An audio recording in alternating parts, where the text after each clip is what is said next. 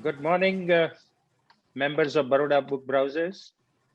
As I welcome you all to this meeting of Baroda Book Browsers, let me wish and hope that all of you, along with your near and dear ones, are taking adequate care to stay safe in the midst of an ongoing COVID-19 pandemic. A very warm welcome to this meeting. Today's book review is of the book India and Asian Geopolitics, the Past, Present. Author is Shiv Shankar Menon, and it will be reviewed by Professor Amit Dholakia. Let me begin in my initial remarks with the central hypothesis which the author has relied on as the plank while explaining the past and present relevance of foreign policy of India with a very wide-angled lens. In fact, his other book, The Choices, The Making of India's Foreign Policy, is more strategic and more insightful in terms of the various options and various choices that India made in last 30, 40 years while he was a top diplomat, a career diplomat, foreign policy expert, and also later on national security advisor to government of India. That Shiv Shankar Menon was. And Shiv Shankar Menon is a foremost exponent of the craft of diplomacy and foreign policy initiatives with very impressive antecedents. In fact, his father and other family members also are from diplomatic corps. The most important thing the author, while giving us a very wide spectrum view of what is relevance, especially in Asian geopolitics for India, is that since independence, there have been three major slivers of geopolitical space in the world. That is after Second World War. Immediately after Second World War, right up to the time in 1990 when Soviet Union collapsed, there was a bipolar world with geopolitical scenes dominated by the overbearing influence of Soviet Union on one side and counterbalanced by US and its allies on the other side. After 1990, from that bipolar spectrum or scene of geopolitics, it became virtually a unipolar world with almost unquestioned dominance of USA, right up to, I would say, until the few years back, or say the middle years of this decade. And largely, America or US was calling the shots in all parts of the world. And all major developments in the world on geopolitical scenes were shaped and structured by US policies. But recently, the present one, there is a decisive shift towards multipolar world, and that is already happening with the rise of China and greater importance of Asian countries, including India, on the geopolitical scene. Now, the most important thing the author says is that irrespective of the era or the time, most crucial aspect of foreign policy for any sovereign nation is to remain connected. And he goes on to say that if you trace the throughout civilization state of India, including in the 16th, 17th, 18th, and 19th century for the trade and commerce, and later on, even in the first half of the 20th century when it was a colonized nation, because of its vantage location on the geographical map of the world, one of the best located country in the world in terms of geographical map, with equidistance from west and east part of the globe, was that India was always connected with the world and many nations. In fact, If you look at the colonized British Empire, India was the most vantage country through which, in fact, the Royal British Navy, maritime routes, and everything was there. So he says that you need to be connected. You need to have a very strong networking with not only the neighboring nations, but also the world at large. And that is what has been the emphasis of India's foreign policy since independence. And he very subtly says that hype, hubris, and optics uh, is not necessarily required in today's times. What is required is that yes, you can, in order to take care of individual enlightened interests, rejig and refix the tools within the toolkit of shepherding your foreign policy, but certainly not the showboating exercise. What he says is that you have to be subtle, you have to be strategic, you have to be patient, and you have to be connected to the world. I think that is the central message all through the book. He has probably tried to cover. More of it, I would request Professor Amit Dholakia when I ask him immediately to take over and carry out his presentation. But let me say a few words about Amit Bhai. Amit Dholakia is a head of the department political science, MS University. He was also a registrar of MSU, and for some time he was also the provost of GSFC University. But more importantly, he's the foremost thinker in political science in this part of India. Very frequently invited at various seminars to give his expert comments. Plus, he is a regular columnist. And at personal level, let me tell you, I have been interacting with him a lot in last couple of years, and I tend to benefit that it helps me to hone my quest for knowing more on international affairs.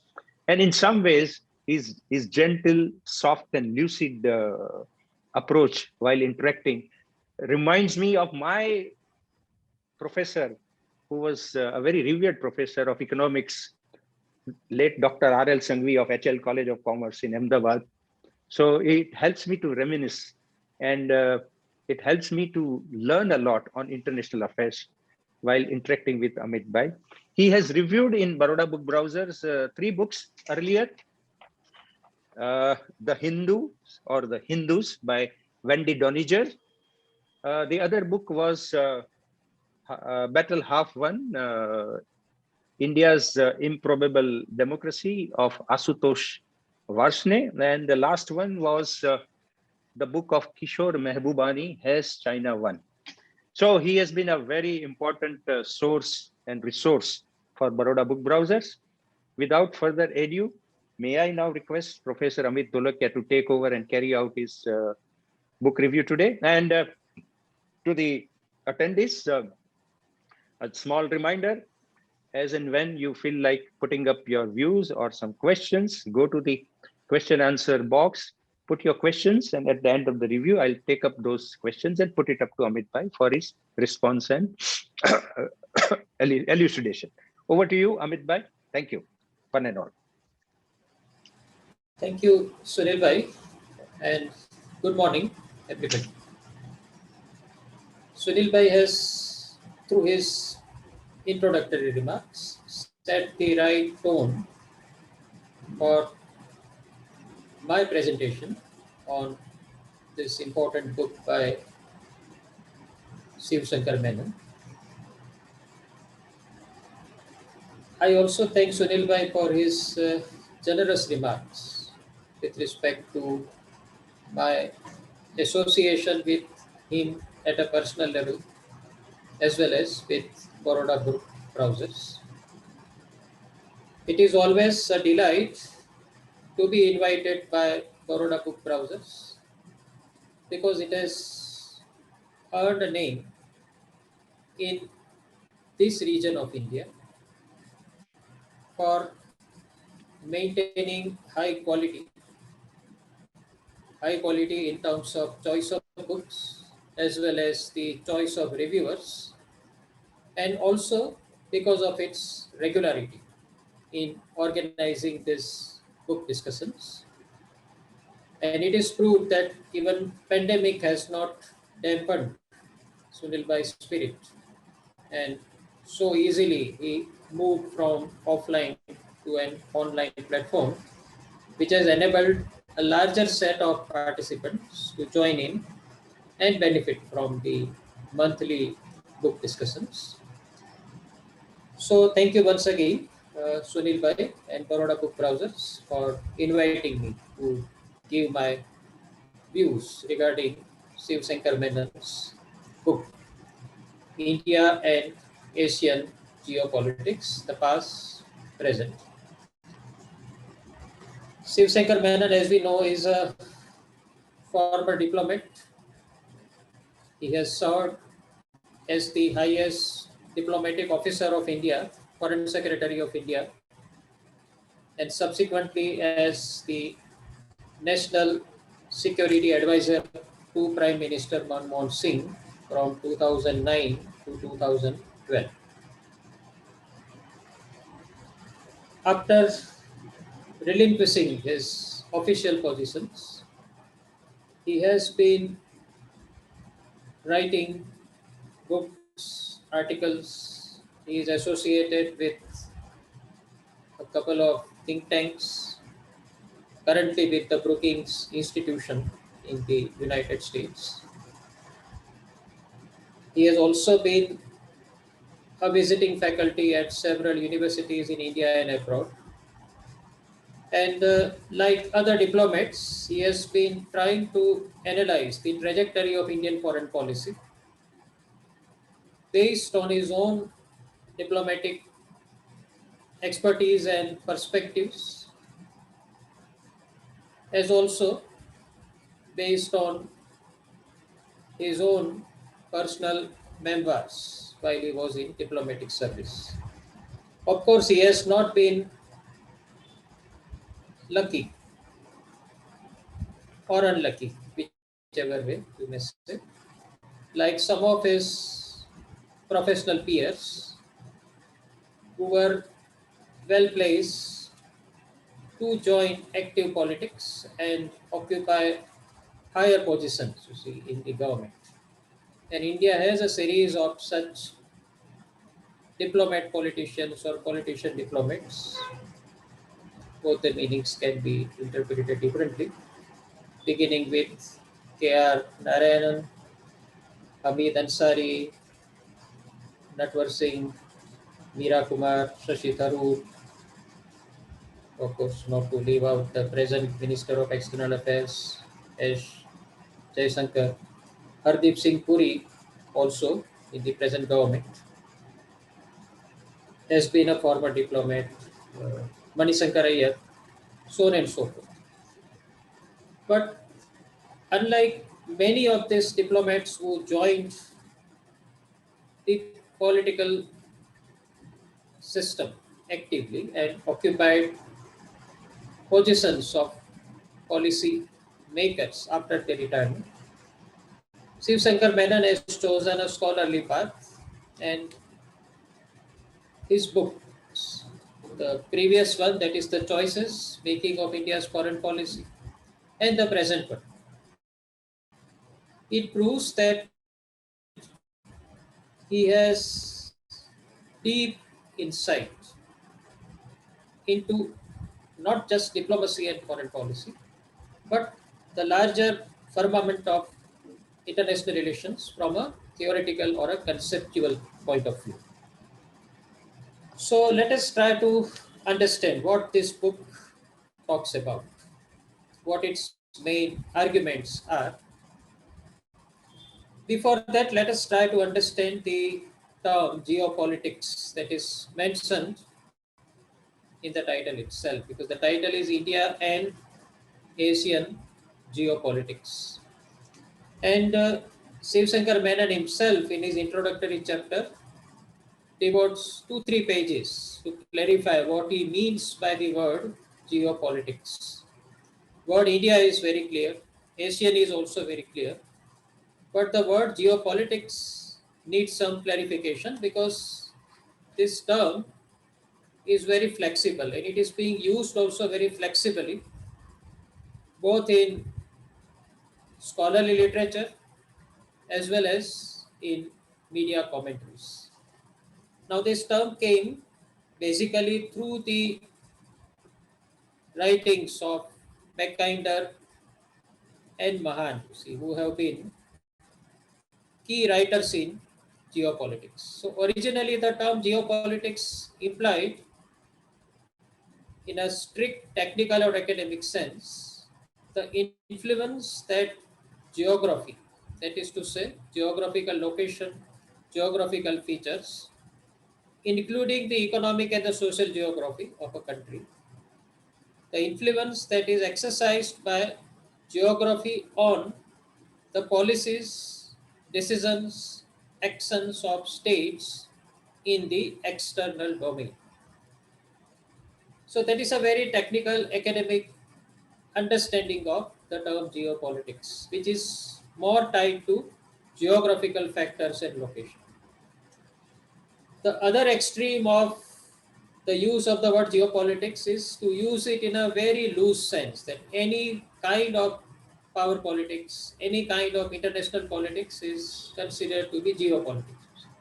It is being used as another term for international politics. Now, Menon says that he is using the word geopolitics in neither of these two senses, neither in a very narrow sense to limit it only to geographical impact on foreign policy, nor in a very loose sense to include everything under the sun with respect to international relations and international politics. He fundamentally implies by geopolitics the drivers of foreign policies or the key determinants of foreign policy, and fundamentally identifies four drivers of foreign policy which he feels constitute geopolitics of foreign policy. Of course, first is geography. He says that the geographical drivers of foreign policy continue to be relevant despite this seeming impression that is gathered by many that in the age of technology, geography doesn't matter and we have transcended boundaries and territorial divisions. But he feels that still geography is a key determinant of a state's foreign policy. So, what are the geographical drivers? Secondly, he identifies the economic factors. That economy and everything that is understood by economy, the trade, investments, other economic exchanges, formal and informal, migration, etc. That is a second important driver of the foreign policy of a state. Third is demography. And he feels that demographic factors also need to be considered when you analyze the foreign policy orientation of a state from time to time. And lastly, the personality, the perceptions, the biases, values of the leaders who take the decisions. So, this book is actually an effort to integrate the fourfold analysis based on basic drivers of Indian foreign policy. See, the fundamental drivers of foreign policy of India: geographic drivers, economic drivers, demographic drivers, and personality related idiosyncratic factors that influence the making of India's foreign policy. The book is divided into three parts, and the three parts are uneven. It's a very comprehensive book, 300 plus pages, but range of the book is very wide. The canvas is very wide, from 1947 to 1920. So it also covers the Corona and COVID era issues. Out of 13 chapters of this book, 8 are devoted to the discussion of the past. The subtitle says the past and present. So, there is a disproportionate emphasis on discussing the past, that is from 1947 to roughly 2000. And about 4 chapters are devoted to the contemporary challenges, contemporary issues of Indian foreign policy, and one page afterwards to discuss the future scenario, the likely future scenario.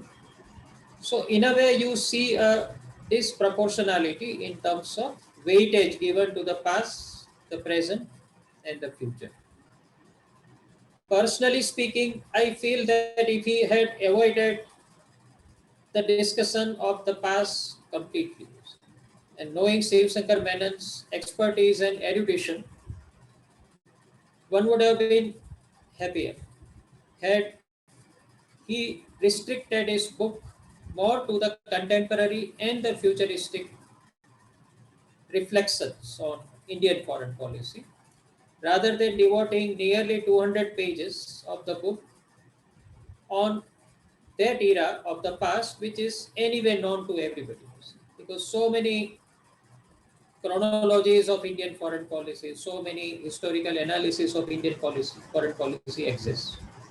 And there was little to be gained by actually writing another set of chapters on 1947 to 1990s or 2000s era development. But nevertheless, he wanted to probably appeal to an audience which is not so familiar with Indian foreign policy. And therefore, he wanted to give a synoptic and a comprehensive view of the whole foreign policy spectrum. It is basically a chronological narrative. So, narration follows in chronological time frames. It's not a thematically organized book. It's a chronologically organized book. Things which happened first appear first in the book, and things which happened later appear later in the book. So even if there are common themes, they are not interconnected in this chapter. So fundamental treatment is chronological. The chapters on the past are largely descriptive in nature. And this is slightly a letdown in the sense that largely those 8 chapters are descriptive about what happened. He's just reporting on what happened, not so much analyzing it or explaining it. The remaining 5 chapters is the place where the game begins. It is something like, say, Sachin Tendulkar or Sunil Gavaskar just playing too many overs to warm up, and finally playing their strokes after 30th over or 40th over in a test match. Something like that happens. That for 8 chapters you feel that okay, he's just reporting whatever that happened. Then from 9th chapter onwards, you find that he is into his element, trying to opine, trying to perspectivize, trying to contextualize, and trying to give his own original interpretation and views on what is the contemporary era's challenge for Indian foreign policy. This is also not a theoretically or a conceptually oriented book. And Shiv Shankar Menon himself says that it doesn't have a single framework of analysis. Being a diplomat, he believes in pragmatism, and he also prescribes a pragmatic, malleable, adaptable approach. So we cannot say that he is prescribing one approach of Indian foreign policy. All that he is prescribing is nimble-footedness in diplomacy. See, change as per requirement. Don't fix your options. Don't put all your eggs in one basket. And he argues that all the writings and books on Indian foreign policy, which try to analyze Indian foreign policy from particular normative frameworks, according to him, these are flawed analysis. And this is an important observation coming from a person who has been at the helm of affairs. He argues that foreign policy is never made keeping a set of values and normative principles on the table. He says foreign policy is made essentially by politicians. Diplomats just guide them. And politicians are guided by short term and electoral objectives. And he says that politicians have a very clear understanding of what will appeal to the electorate. So even when they take decisions about foreign policy, he argues that compulsions of domestic politics are a dominant factor. And it is these compulsions of domestic politics of the next elections that influence the making of foreign policy more than what we feel are some objective normative criteria of foreign policy making. So this is just by way of background and the methodology that Shiv Shankar Menon has used to present his arguments and ideas in this very scholarly and erudite book. Again, one more limitation of the book is that, and as the title itself says, that it is confined to Asian geopolitics. So he doesn't cover Europe, he doesn't cover North America, he doesn't cover Africa, he doesn't cover Australia or the Pacific region. Why does he do so? Because he feels that Asia is the continent that matters at present and in future. He argues that there has been a disproportionate and undue emphasis on studying Indian foreign policy with respect to superpowers like United States, USSR, Russia, or with respect to European countries, UK, France, Germany, and so on. Indians tend to believe that North America and Europe matter the most as far as India's goals, interests, security are concerned. And therefore, so much of media attention and academic attention is devoted to study of North America, Europe, and Pacific regions. But he argues that it is Asia which is the driver of 21st century international politics. And therefore, it is high time we try to mainstream an analysis of Indian foreign policy, keeping in account the Asian geopolitics, the Asian purview, and how India is engaging with Asia and how India should engage with Asia. These are the key questions that he has posed in this book. He argues that Asia today produces more than 50% of the GDP. It has nearly 4.4 billion people. More than 60% of the population of the world lives in Asia. More than 50% of the GDP is produced in these 49 countries of Asia. Asia today has a set of countries which are growing fastest, both in terms of their economy as well as in terms of growth of their diplomatic leverage at the international level. Asia today also has a lot of security challenges. Yeah, see, the world's biggest security challenges arise from the Asian continent. whether it is West Asia, South Asia, or the Korean Peninsula. The greatest security challenges today do not exist in Europe or in North America. So, all in all, he argues that Asia, Asian geopolitical perspective, Asian geopolitical lens needs to be used if you want to make sense of Indian foreign policy today, and if you want to offer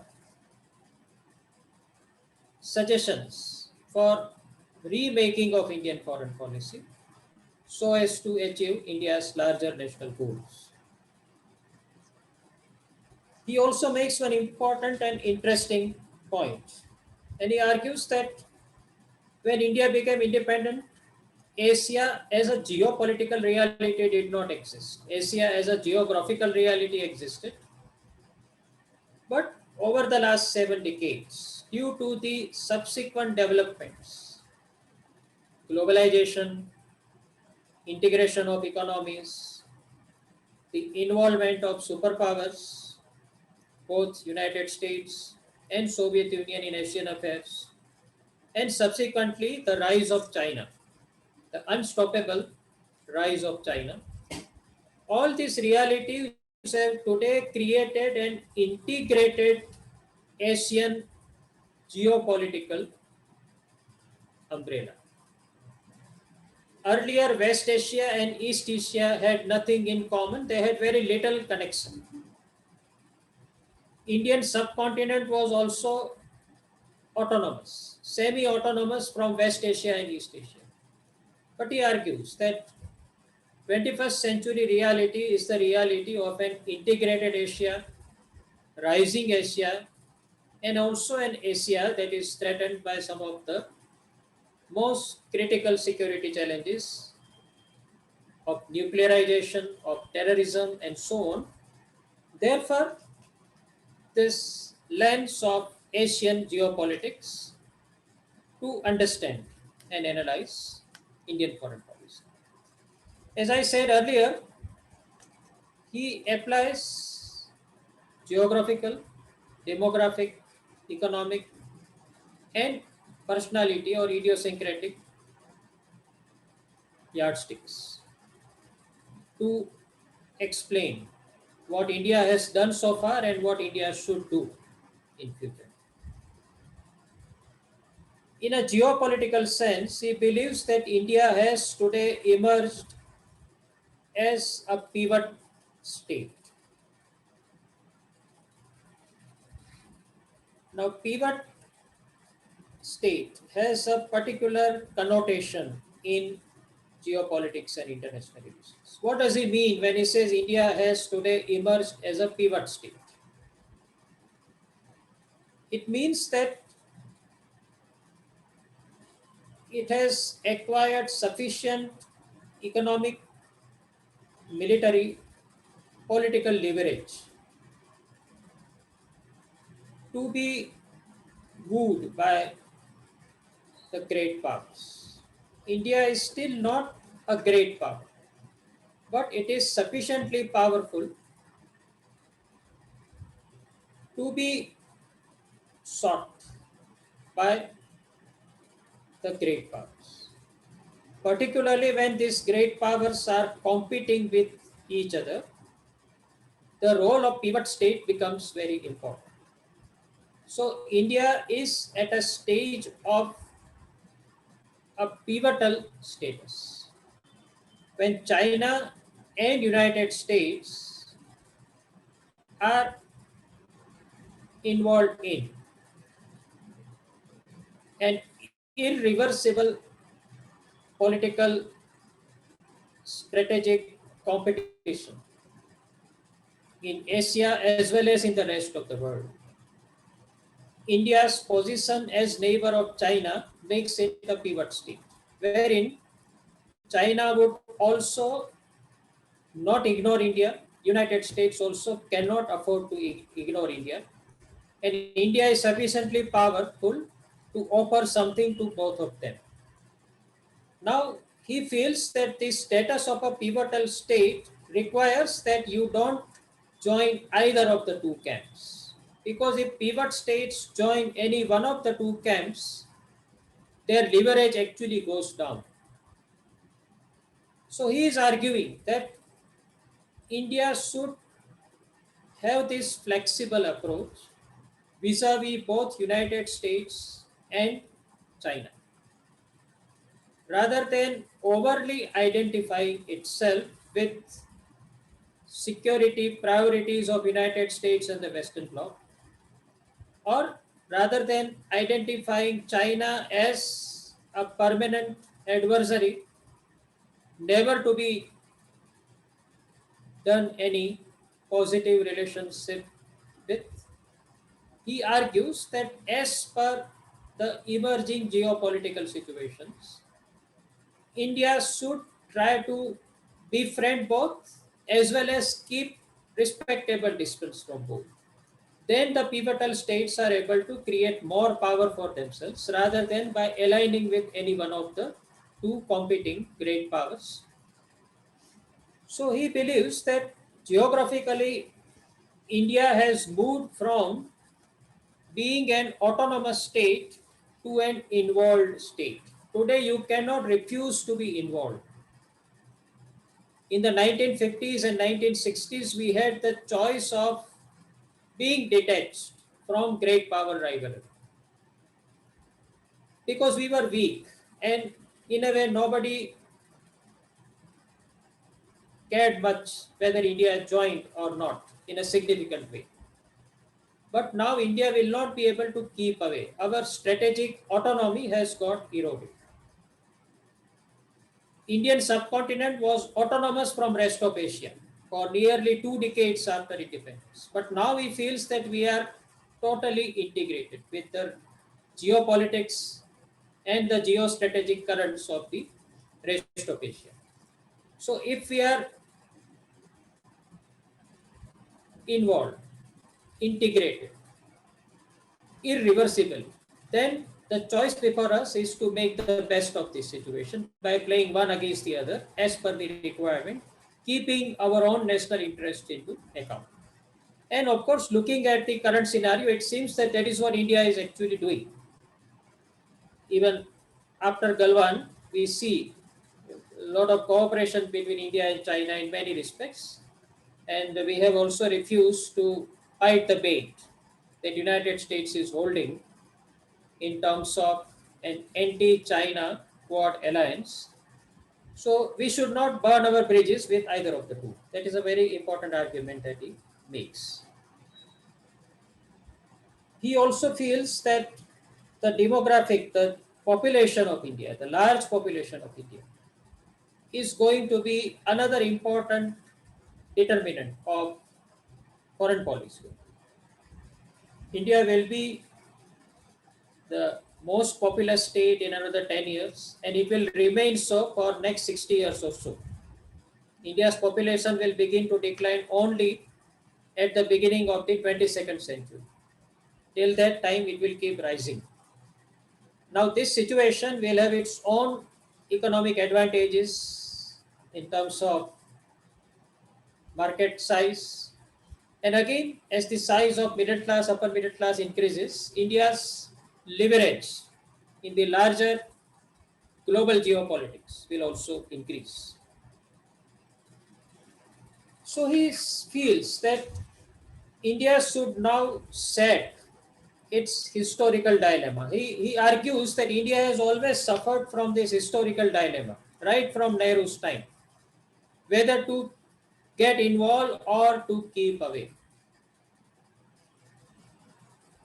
But it is now time to get involved unhesitantly,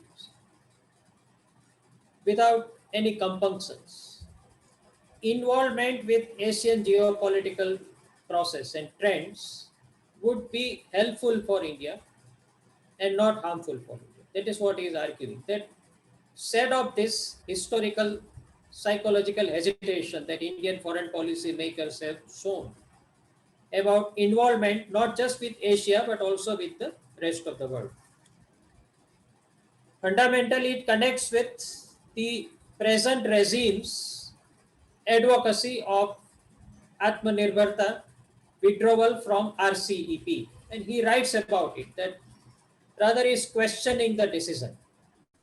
That did we take the right decision by not joining the Regional Comprehensive Economic Partnership RCEP, which is going to be the largest free trade area in the world, surpassing even European Union.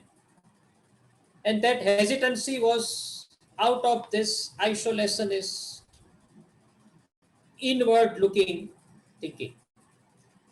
He feels that it might cost India a lot. This inward looking thinking, this kind of Atmanirbharta in everything is not in sync with the emerging international realities and not justified by the goals, the interests that Indian foreign policy has in the current era. So he's arguing for a proactive and dynamic engagement, not alliance, dynamic engagement with the Asian geopolitical and geostrategic trends and also largely with the global geopolitical economic processes. Another point he makes is that we tend to look upon foreign policy as a story of discontinuity. We try to divide Indian foreign policy into Nehru era, Indira Gandhi era, Narasimha Rao era, Vajpayee era, Manmohan Singh era, and now Narendra Modi era. To an extent, it may seem right because every leader has his own imprint on the decisions that are taken in the external domain. But he feels that despite this somewhat unique imprint that the top leaders leave on foreign policy making, Indian foreign policy is largely a story of continuity than discontinuity. No leader has abandoned whatever that was initiated in the past. Nobody has taken steps that would undo the advantages and the gains of the past. And he feels that even the present regime is continuing the basic framework of Indian foreign policy that was put in place during the Narasimha Rao regime after the end of the Cold War. Of course, the end of the Cold War marked a big departure. So Narasimha Rao possibly could not have continued with what Jawaharlal Nehru and Indira Gandhi had initiated. But the basic orientation of the Indian foreign policy that was laid during the Narasimha Rao regime has been carried forward by Atal Bihari Vajpayee, by Manmohan Singh, and is being carried forward now even by Narendra Modi. Though there are some discontinuities that I will come to later, Amit, in the present era, where he looks at the whole thing critically. Another point that he makes, and rather he devotes quite a few pages to the discussion of globalization and the impact of globalization on Asian geopolitics and on India. And he argues that the biggest beneficiary of globalization is Asia. And this is actually paradoxical because Asia was quite reluctant to join globalization. It had a lot of protectionist, isolationist kind of sentiment inbuilt into its economic and political policies. And naturally so, because it was a poor area and it felt threatened by integration with a free market economy.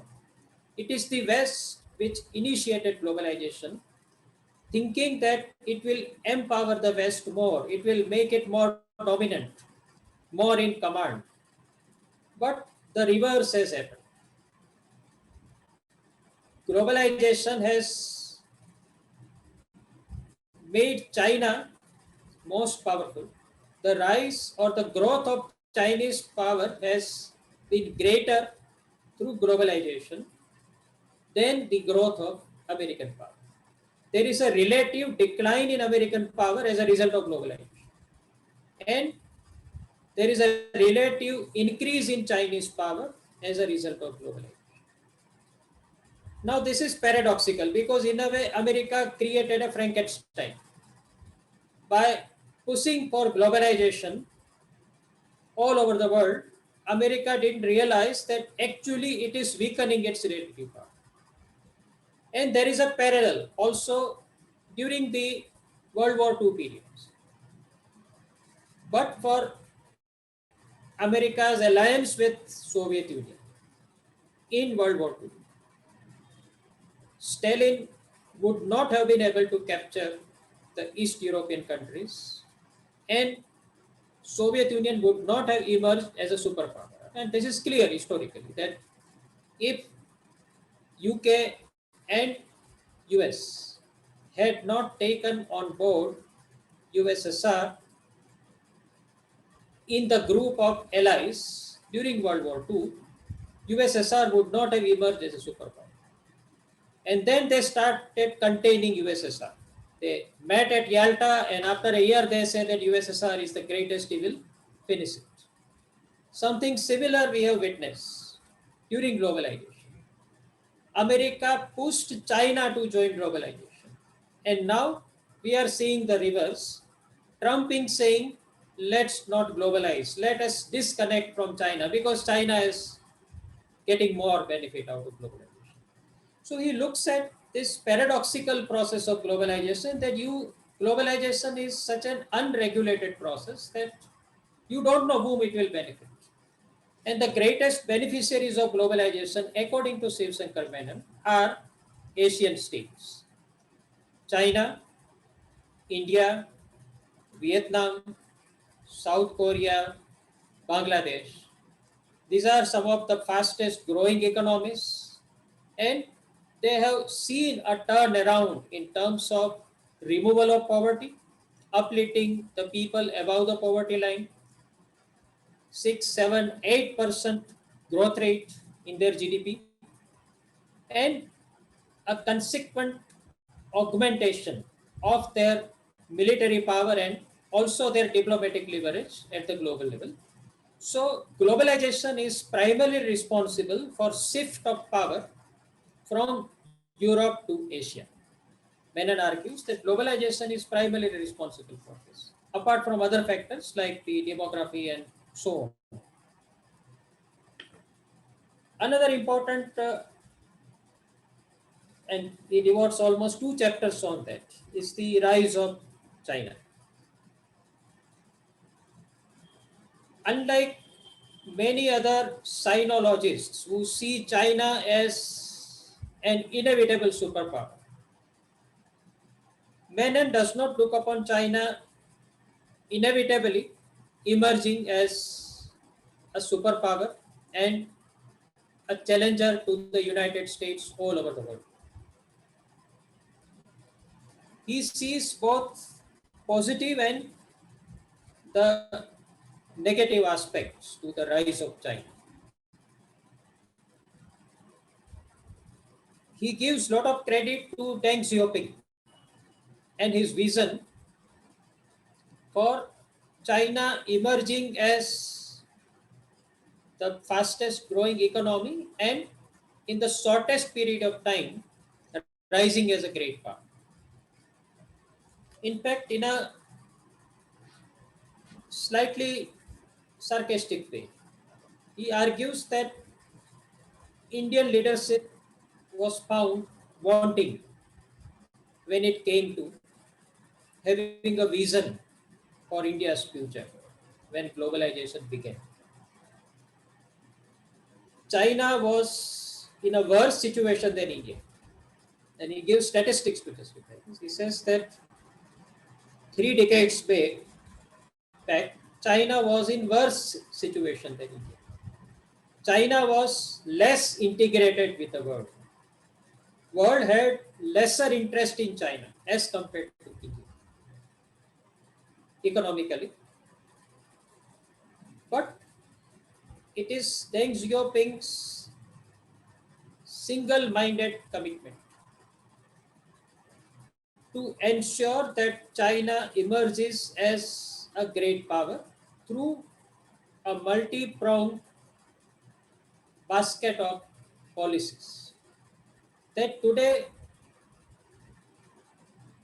China is at least 3 times more powerful than India. And it will remain so for a long time to come. Menon does not hazard a forecast with respect to when or if at all India will come close to China in terms of power. Because China's economic, military, diplomatic leverage is far, far, far ahead of India. And we have to accept this reality. He says that India did not unnecessarily shout about overtaking China or its ambition of containing China. Because we have our inherent limitations. Let's accept that. And within this limitation, let us try to preserve our national security and our national goals. But even as Shiv Shankar Menon is all praise for China's success in evidently emerging as a great power, he also has doubts about China's capability to challenge the United States everywhere in the world. China will be able to offer challenge to US hegemony only in selective theaters. Militarily, it has a long way to go before it can match America's military might. Yes, technologically the gap is narrowing between United States and China. Economically the gap is narrowing. But in terms of military power, China is still far behind United States. Also, China's domestic sector is not all that stable. In fact, Shiv Shankar Menon gives less marks to Xi Jinping, as compared to Deng Xiaoping. He feels that Jinping doesn't have the same outlook that Deng Xiaoping had. And therefore, it is possible that in his hurry, Jinping is a man in a hurry. And when you do something in a hurry, it is possible you might make some mistake that would cost you very heavy. And he argues that BRI could be one such mistake. He has devoted few pages on China's Belt and Road Initiative, and he feels that it is not as hunky-dory as it seems. Economically, it makes less sense. It's not all that profitable. Only in some sectors, China-Pakistan economic corridor makes sense. But there are so many other sectors of Belt and Road Initiative which makes little sense. But Jinping is a man in a hurry and he wants to invest a lot into this initiative. So he has a mixed view on China. In Asia, it will remain a preeminent power, there is no doubt about it. It will remain the chief competitor of India. India's only competitor in the next 2, 3, 4 decades is going to be China. Menon is very clear. But competitor, not an adversary. He says that competitors also cooperate. So India will have to continue with this ambiguity in its foreign policy approach towards China. This boycott China kind of public populist posturing is not good because you can't boycott China. You can boycott China only if you want to damage India economically and in many other ways. So he says competition fine, but not adversity. Not treating China as an enmity. So selective cooperation, selective competition. As per the issue, don't always support United States vis-a-vis China. In same way, don't always consider China to be a permanent enemy to be distanced from in all respects. What will be the future of Asia? Now, against this backdrop, he asked this question: that what is likely future scenario for Asia, strategically, politically? And he gives hypothetically, three options. He says first option is either China will become an Asian superpower and control Asia fully, or United States can be the sole hegemon of Asia. That is one first hypothetical scenario. He feels this is not going to happen. This is just a speculation. This is not going to happen. Neither China will be able to control Asia fully, nor America will be able to control Asia fully. And there will be a continuing long-term strategic conflict and competition between the two in the Asian continent. Second possibility is Asia having a multipolar security architecture, wherein several countries together try to manage the politics, the security, and the geo-economic process in Asia. And in this multipolar architecture, several countries could be participants, not just China, but India, Japan, Vietnam, Korea, etc. Again, he says that ground reality doesn't justify speculation of such a reality in future. So multipolarity is also unlikely because these countries are so dissimilar in their cultural orientation, in their geostrategic objectives, in their national interests, that you can't expect them to form a concert of states and manage Asia for larger peace and stability. So that is also not going to happen. So third scenario, and he feels that this third scenario is the more likely scenario, is that every major state of Asia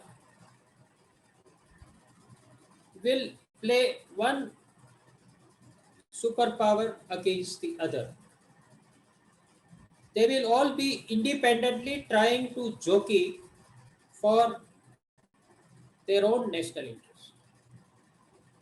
They will not ally either with China or with United States, but as per their specific economic or security interests, they will try to play one against the other and get advantage out of it. So this will be something like 19th century Europe. He argues that 21st century Asia will resemble the geopolitics and international relations of 19th century Europe, where several countries were simultaneously and independently working to preserve and advance their national interests and selectively helping one another and only on that particular issue or in a particular sector. Now, keeping this in mind, what should be India's approach? And that is what he is very passionate about when he writes. Of course, considering his association with a particular regime, that is Manmohan Singh regime, during which he worked as foreign secretary as well as a national security advisor, I must say that there is a certain subjectivity in Shiv Shankar Menon's analysis of the present Indian foreign policy approach and standpoint.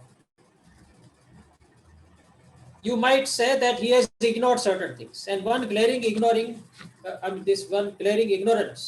by Shivsankar Menon is the negative developments that happened during Manmohan Singh era and during his own tenure as Foreign Secretary and as National Security Advisor. There is a virtual silence on Bombay attacks, terror attacks, and Indian government's response, and he just tries to sort of brush it aside as if, okay, chalta rehta hai, kind of attitude. Nothing has happened. Whereas he overly highlights some terrorist attacks that have taken place in the last 2-3 years. I mean, he says, oh, this is a great failure. Indian foreign policy is not effective. We are not able to find our right kind of strategy. So that, and same way, he is a Nehru admirer. So the failure of the Nehru regime on China and on Kashmir, again, I mean, he kind of underplays it. He feels that, okay, I mean, it's fine. Say, I mean, he could not foresee, that was okay, his intentions was good, nothing wrong. So what I'm saying is this, that when he casts a very critical look at the developments in Indian foreign policy in the last 7 years, probably I think he is missing out on objectivity as a scholar. When we see him silent on the failures of some previous regimes and clear evident failures of previous regimes on the security and the foreign policy front. Leaving that aside, I mean, and this is my reviewer's comment, which is of course a subjective comment also from my side.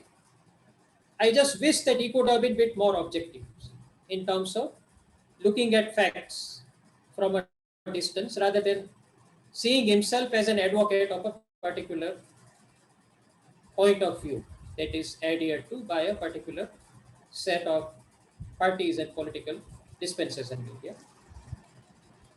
So he argues that the last few years in India have been characterized by confusion then clarity.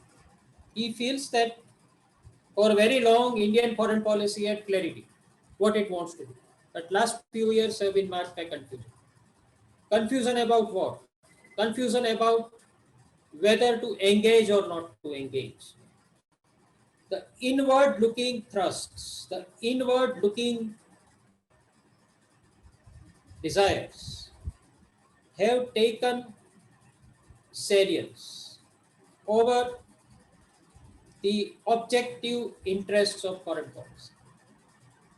He feels that domestic politics today has become the key determinant of foreign policy. And he rules this fact. He says, this is very, very bad. Why compulsions of domestic politics? Why ideological politics should influence conduct of foreign policy of India so much? And in the process, he feels that probably we are, in the longer term, weakening the pursuit of our national interests. In particular, he says that this politics of bravado, the politics of bravado, yes,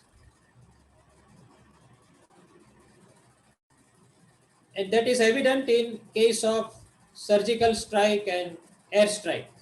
I mean, we don't find any favorable remark from him on these two. In a way, he's saying that what he did as a national security advisor after Mumbai attacks, that is what India should have done, you see. I mean, he never no response. What he is arguing, कि नहीं ये सब नहीं करना चाहिए. ये तो सब bravado है and it is actually costing India a lot. I mean, if you read it clearly, what he is saying that India should not have responded to Pakistan in this way. Actually, it is going to cost India a lot in terms of our relations with Islamic countries, in terms of inciting Chinese adversity.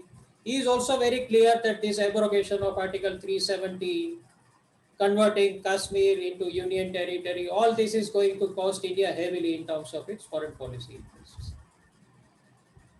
So he feels that ideological and domestic politics, which seem to have taken salience in foreign policy decision making, needs to be diluted. Also, this Atmanirbharta discourse is not good because what we need is greater integration with the world and not isolation from the Correct. world. Yeah, I will just conclude. And lastly, he argues that this obsession with becoming a great power, this continuous discourse, public discourse in India, that India wants to become a great power, India is a great power, we are Vishwaguru, all this is unjustified by ground realities and it will actually put us into unnecessary troubles. Being a great power need not be India's priority at present. He feels that great power is actually an outcome of your own internal development. You first develop yourself internally through economic growth, by removing poverty, by creating technological prowess. If you do so, automatically over the next 20, 30 years, you will emerge as a great power. But if you start with the other way around, that I want to become a great power and therefore I will do these things, it will be actually a wrong approach to the conduct of foreign policy. And he says that these claims of India being a Vishwaguru, a great power, all these are vacuous and there is no evidence, I mean, of India being able to leverage itself anyway. Rather, he says that India's leverage with respect to neighboring countries has reduced. And he feels that this is absolutely a wrong approach on the part of current Indian foreign policy, that we are neglecting our South Asian neighbors, Nepal, Sri Lanka, Bangladesh, Bhutan, Maldives. They have all slipped out of India's hands.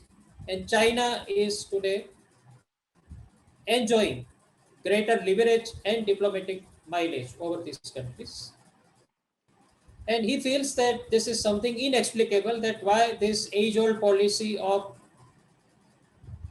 cultivating good relations with non-Pakistan South Asia has been abandoned for something else in the pursuit of being a great power.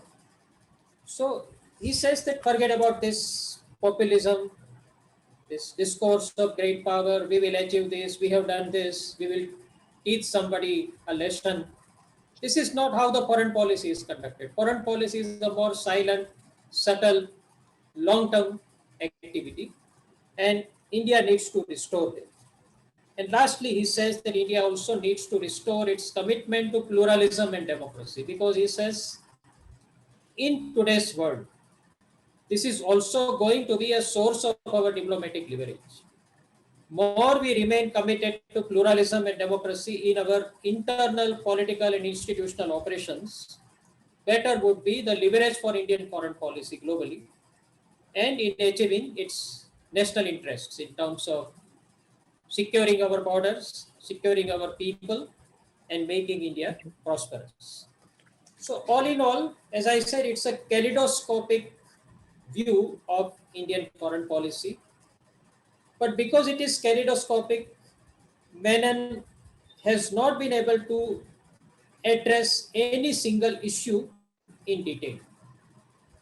I mean, the scope is so wide that you can't really discuss anything satisfactorily. I mean, from 47 till today, scores of issues, I mean, scores of themes, so many prime ministers, so many leaders, so much has happened.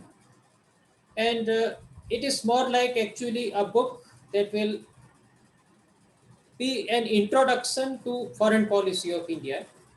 But those who are interested in more detailed analytical study of any one aspect of India's foreign policy, let us say Pakistan or China or South Asia or US or something else, then this book offers only a small analysis, only a small part of it by way of analysis. People will need to look other books to be really aware about specific themes and specific issues of Indian foreign policy. But overall, as an insider's understanding of the making and the implementation of India's foreign policy, definitely I would recommend this book.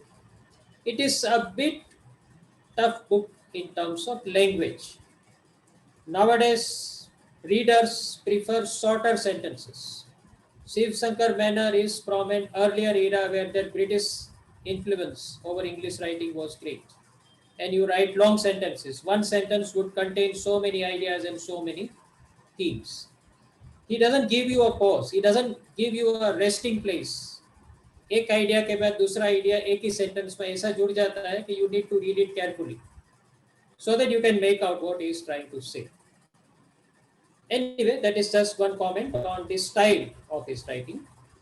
But overall, yes, it's a book that I would commend to any interested reader who wants to make sense of the past and the present of the Indian foreign policy and also the likely scenario in the future.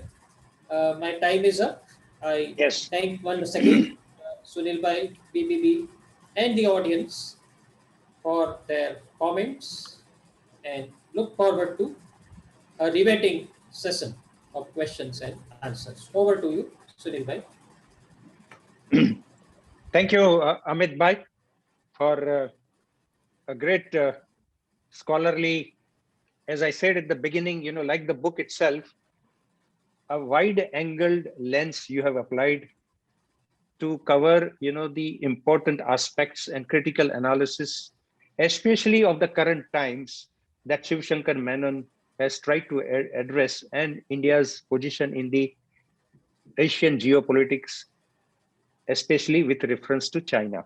So in that sense, while the two-thirds of the 200 pages of the book are concerning past, most of your review and very appropriately has focused on what is relevant and what matters at the moment or at the present. But let me tell you, the author has himself mentioned in the prologue of the book that what prompted him to write so much about the past since independence. He says that he was confronted with the audience that was his students in Ashoka University, and whenever while giving lectures on foreign policy, he was referring to Mrs. Gandhi. Most of the students, understood Mrs. Gandhi as Sonia Gandhi and not Indira Gandhi. So what he was trying to say is that I wanted the current generation to know about what had happened in the past, although he was saying that it was a very sober reflection reality that what you have lived through as a contemporary world has already become a relics of the past. So much for how he devoted most of the portion of his book on the past, and that he makes a confession at the moment. But I think, yes, very rightly, you have covered a lot of things about the present importance. I think the mother of the comment is reflected. I think it has come from Samir, and I think it is an acknowledgement of the current populist nationalist spirit that permeates India. And he observes that how can there be an equidistance between China and US vis-a-vis, US foreign policy stance. China, has been creating problems of the boundary. China has been overly supportive of, Pakistan. China has been blocking the entry of India in NSG. And contrary to that, we have a large diaspora in USA. Our shared interest in democracy is also there. So India can never maintain equidistance from China and USA, even in the current context. I think this is the mother of current psychology or psyche which is prevailing. And I must admit, most of the Indians, maybe probably I'm not belonging to that group, but most Indians feel like that. What's your response to that? Yeah, Sunil Bhai, this is actually a question that has been bothering most Indians over the last 30 years, ever since Rajiv Gandhi visited Beijing. And after that long handshake with Deng Xiaoping, everybody is wondering, like that Hindi song you see, "Maar diya jaye ya chhod diya jaye." How to deal with China has been a matter of dilemma all through. It's a love-hate relationship, and it will stay like this. And nothing wrong about it. That's what Menon also argues, that there are some relationships which need not be put into one basket, either of conflict or of friendship. You can be both, because that is how you leverage your power. Just to share one data, I mean, I just found that India-China trade data has been released for the last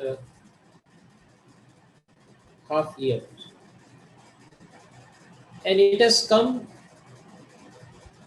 to the light that despite the call of Atmanirbharta, trade between India and China has increased during the last 6 months as compared to the trade that existed in the pre-Atmanirbharta era. This is the reality. That Indians can't stop trading with China. There are about 30,000 students, Indian students in China today. China has invested about $30 billion in India, and it is still investing more. There is no official restriction on that. Even in this second wave, Indian Air Force flew to China to pick up relief materials from China, the medicines and the oxygen cylinders and so on, which China had offered. And India and China are going to be together as larger balancers at the global level in BRICS and elsewhere. In the Shanghai, now the meeting is going on, so SCO, the Shanghai Cooperation Organization, where our External Affairs Minister is there today. So, Menon says that this is fine. I mean, you have to have your security on the border, but you don't have to stop your other engagements with China. Maintain the highest possible vigil on the border so that another Galwan doesn't happen. But even in Galwan, you see, one thing needs to be noted that not a single shot was fired against each other after the death of the 20 Indian soldiers in that Galwan Valley. After that, both countries exercised restraint, except that one Tibetan was killed, I mean, from that Tibetan unit of the Indian security establishment. So great restraint was observed by both the countries, which shows that neither China wants an all-out conflict with India, nor India wants an all-out conflict with China. But both want to control each other, that if you go beyond this limit, then we will hit you. So what Shiv Shankar Menon is arguing is this, that India should not cross a particular limit in rattling China unnecessarily for somebody else's interest. हमारा interest involve है तो ठीक है, लेकिन America के interest के लिए India को अननेसेसरी चाइना को रेटल नहीं करना चाहिए, so that we are not hit back for no reason for somebody else's problem. Sunil bhai. Right. Yeah. Okay. Rest of the comments are very, very complimentary for the wonderful insight into the book that you have provided. But it is not very charitable for the author, as one or two attendees have put that, you know, this particular author's books and his contents may not be palatable to most of the readers or, you know, the attendees here, because he belongs to a particular political party. I mean, that's the particular view of that particular person. The rest are all very complimentary in nature, Amit Bhai. But one emphasis is further extended by Vikas, and he says that, well, the soft power of US is here to stay, and to that extent, China will not be able to match that, which I also agree, that in that soft power capability, China has many miles to go, if at all, you know, it can reach that distance, you know, at least in the foreseeable future. And that's where the competitive advantage will retain or remain with USA and the Western world. I agree with that. What is your comment on that, Amit Bhai?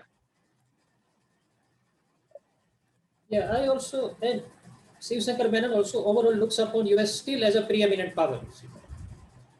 Though it has weakened, he says that it has weakened because of its own policies. One comment that Shiv Shankar Menon and other has made, it's not just a comment, but it's a detailed analysis, is America's folly in using military power as the chief instrument in Asia. in West Asia, Right. in Afghanistan, a kind of Right. bullying using army and the military. And he Right. Right. feels that this is principally reducing American power. And China has avoided that. China has refrained from that, and therefore China's relative power has increased because it has used other non-military instruments of advancing itself. But still, overall, the gap between US and China in terms of soft power as well as hard power is big enough not to worry about China overtaking America at least in the next 3 decades or so. But it will come very close and continue to exert itself. Definitely in Asia, it will exert itself the most, but also in other parts of the world. Right. Okay. I think the next comment, come question is from Shashi. Uh, he says that, the most part of the book, he covers, about the geopolitics in Asia and with reference to China and all. But he has not covered much about non-Asian countries. Well, probably the title of the book itself suggests that he has focused more on India's role in Asian geopolitics. So partly it explains that. But I think non-Asian countries, I don't think he has greatly covered in the book. But Professor Amit Bhai, for your comments. Yeah, but that's what he has argued. He feels that this book is trying to balance or rather fill a gap in the literature on Indian foreign policy because so many books on India, America, India, Europe, India, Russia, Hmm. even India, Pakistan, India, China, but not a continental level analysis. So India needs to be seen not in a bilateral context, but in a continental context. India and Very Asia true. would be the right frame of analysis for our foreign policy, not just India and some other country. So he says, I am trying to fill this gap in the literature and try to mainstream the Asian perspective on Indian Right. foreign policy. Correct. Correct. Shashi further asks, has author dealt with the aspect, or has he given any indication that there is a major shift in India's foreign policy post 2014? Not shift. Continuity is there, but confusion. What he says that there is a confusion in Indian foreign policy today Right. with respect to the means and instruments that we should be using for our national interest.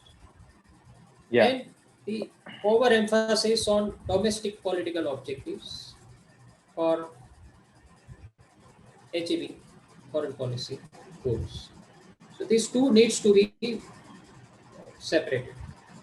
The Right. ideological politics of nationalism and bravado and this great power Vishwaguru kind of obsession should be abandoned for a more sober, studied, silent diplomacy.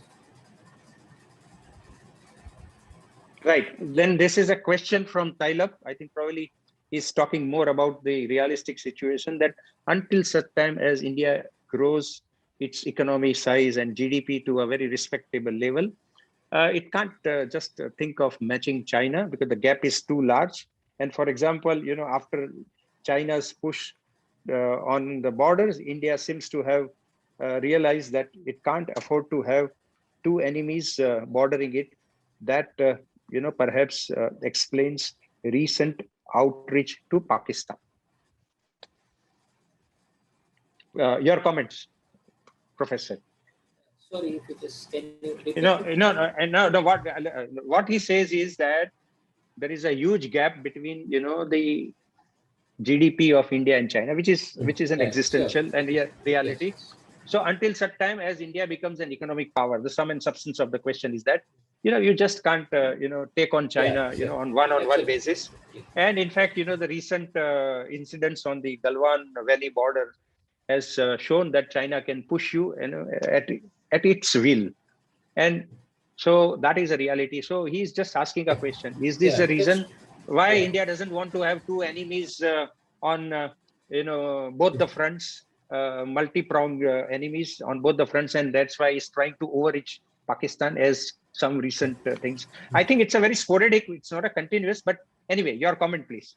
Yeah, I think absolutely right. And That's what Menon is also suggesting, that first priority has to be putting your own house in order in terms of removing poverty, creating the technological capabilities, and building up the necessary national strength by amalgamating the differences within your own country. Then only you will be able to generate the national power to challenge China upfront. Until you are able to do so, it is better to limit your goals and confront China only if there is a direct attack on our borders or on our security interests. Right. That is how one should move. Next question is from Jai Kumar, Chennai. Any reference to Quad opening up yet another geopolitical region No, in the book? Quad, no, there is, yeah, that is actually missing in a way. It is missing. Quad is Okay. missing. Then And this maybe question is because from. Quad is just a forum actually to be. Quad is Yes. just a forum. It's just a proposal. There is nothing that has really been institutionalized on ground. So, but that is one omission on it. Even the possibility of Quad becoming institutionalized, I mean, there is not much that has been discussed in this book on. Yeah. This question is from Praveer. What confidence building measures should India adopt with its neighboring countries like Bhutan, Nepal, and Bangladesh to win back the trust? I think it's a very important question. And what should be done in the context? Does author offer anything? Of course, I think author talks about, staying continuously connected and not sporadically with the neighboring countries, which you also took up in the concluding part of your, the review, if I may understand correctly. But Amit Bhai, for your expert comments. Avoid domineering approach. That is what he feels. And India's approach towards neighbors during the last 5-6 years has been marked by a taken for granted kind of an attitude or domineering approach. And in case of Nepal, he says that this projecting Nepal as a Hindu state, as a part of larger Hindutva project, supporting Madhesis, all this has cost India heavily because that actually had a counter effect in Nepal, and Nepal has gone in more towards China now. Sri Lanka also, we could not do enough for Sri Lanka when we saw China entering in a big way in terms of investments. So all that we need is a non-reciprocal approach towards neighbors because they matter for our security more. Even if they are not reciprocating, India needs to do something for them and avoid domineering approach. And with respect to Pakistan, he says that avoid bravado because bravado costs us more. He argues that post-surgical strike, post-airstrike, the number of terrorist incidents have increased. So that means that airstrike and surgical strikes were not effective. They were meant, basically saying that they were meant only for electoral reasons, and there is no diplomatic or a strategic gain that India made out of surgical strike and airstrike. It's a debatable point, let me say, because he finds nothing good in Indian foreign policy during the last 5-6 years. He finds everything negative, he says everything is bad. But anyway, that's a personal subjective view of the author. Right. This one is from Professor Sundararajan. Very balanced review. He asked the question, does he, means the author, share the view that notwithstanding its economic strength, China is internally weak because of a lack of democracy, which in the extreme could cause it to implode if the upheaval in Hong Kong is any indication? This is the view of Professor Sundararajan. Is it finding any echo in the book? Yes, absolutely. Therefore, one of the possible threats for China and its emergence is domestic. And that is where Menon also argues that the authoritarian structure of Chinese system, the dominance that Chinese Communist Party has again acquired vis-a-vis the Chinese civil society, all of that would constrained. He's not suggesting that something like USSR will happen, that China will face an implosion someday and kind of disintegrate, but it would definitely challenge and constrain China's rise as a great power globally, because it's a Right. major source of soft power. Correct. This one is, in fact, there are two questions from Rutvi. The first one is, in the context of future of Asia, is the emergence of Asia possible in terms of economic and political regionalism, the way we witnessed present day European Union? Is there any mention in the book about No, the possible regionalism? no, Well, to some no. extent, RCEF can be taken as one small step towards in that direction. RCEP, RCEP, Regional yes. Cooperation for Economic. I'm just saying that it is a one small tiny step, nothing more than that. Anyway, second question is there a shift in Indian foreign policy framework from being compelled by international community opinion to taking decision under the pressure of domestic opinion? I think you have covered in your review, but you I can think still I give know. the comment. Yeah, you can Yeah, the still first give the. question, more important. Menon is very clear that nothing like European Union is likely to happen in Asia, because the nature of the configuration of power, the distribution of power in Asia is such that we cannot see a replication of that in Asia. But Asia Next, together has emerged. You see. Individual countries have emerged, and together it is going to have the highest concentration of power, political power, economic power, demographic power. But there will not be a common approach among the correct. major Asian powers. This one, the next question is from Tanumoy Ghosh. There are a couple of still questions. I'll take last 2-3 questions, but this is very Yes, important. yes. How should be India's relation with Russia, especially when Putin's overly trying to become is overly trying to recreate a space for itself in global politics?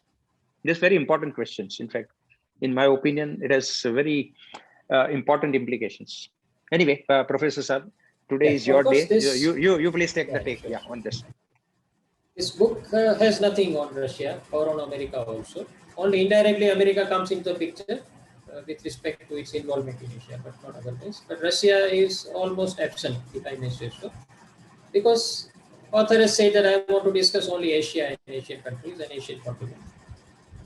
But independently, yes, this question is important, and for India, there is no choice but to continue its good relations with Russia, if I may say so.